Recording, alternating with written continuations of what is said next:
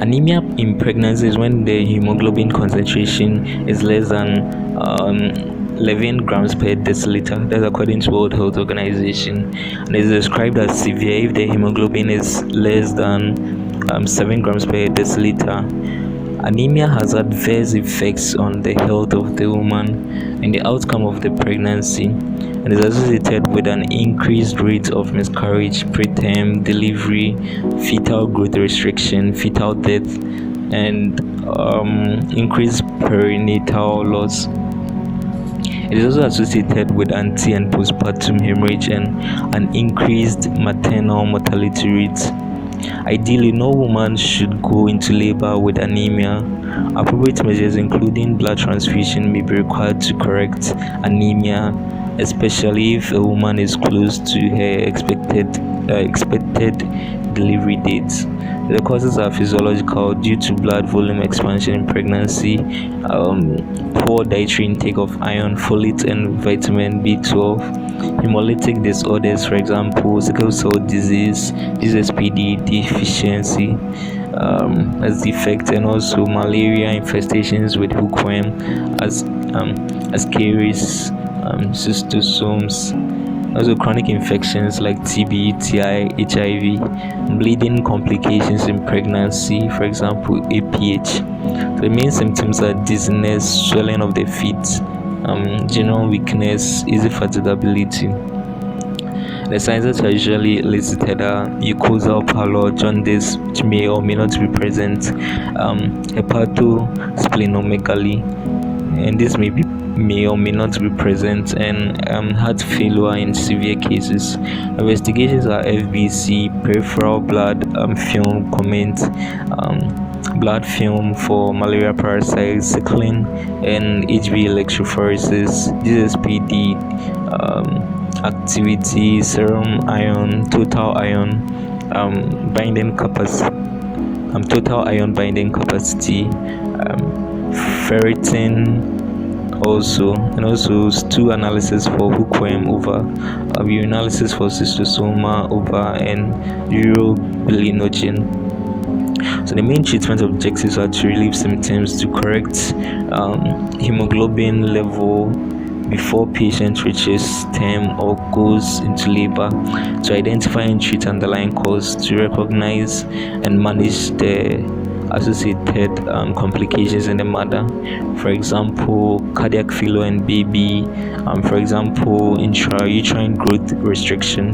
The non-pharmacological treatment, to encourage intake of foods such as red meat, poultry, fish, dark leafy vegetables, shellfish, dried fruits, which are rich in iron, folate, vitamins B and C. Avoid tea, coffee, brown cola, and unhealthy habits such as eating of clay, which inhibits iron absorption. So encourage intake of folate and vitamin rich foods, including beans, avocado, citrus fruits, spinach, and mangoes. Also, protein rich foods must also be included in the diet, and ensure these anemic patients are seen more frequently in the antenatal clinic, and their response to treatment monitored with hemoglobin level checks. The pharmacological treatment, you give ferrous sulfate oral 325 milligrams 8 hourly, or ferrous gluconate oral 300 milligrams 8 to 12 hourly. You evaluate after 4 to 6 weeks, and then you give folic acid oral 5 milligrams daily, and blood transfusion. In severe anemia, HB less than 7 grams per deciliter, a blood transfusion may be necessary. And in labor, severe anemia is best treated by blood transfusion. When there is heart failure, preferably transfuse packed cells. Also add furosemide IV 20 to 40 milligrams if given whole blood. Referral criteria: so refer patients with anemia to a dietitian or diet nurse for counseling and support. And treatment for severe anemia with HB less than 7 grams per deciliter is best given in health facilities with blood transfusion capability.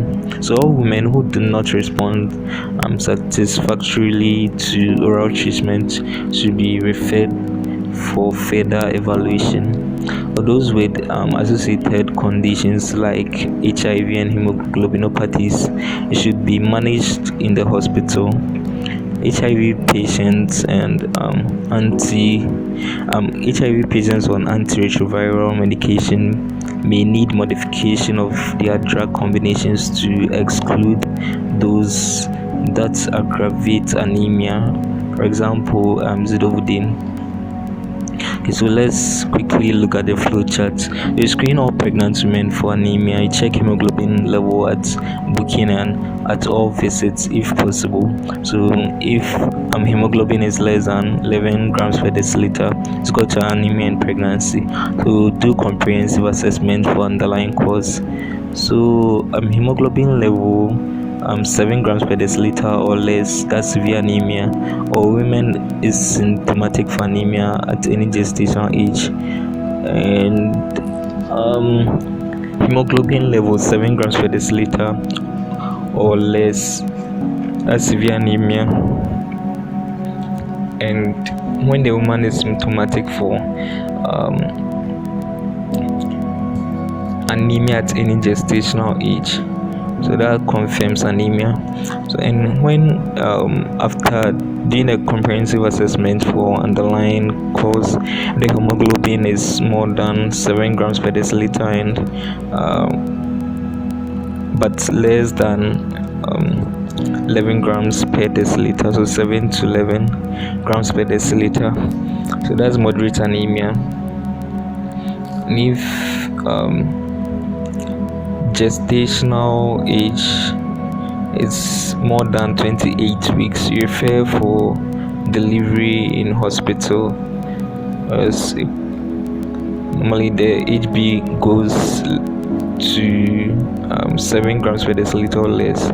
And if the gestation is less than 28 weeks, so you give iron tablets 60 milligrams twice daily and folic acid 1 tablet 5 milligrams daily, and you give IPT-SP doses during second and third trimester.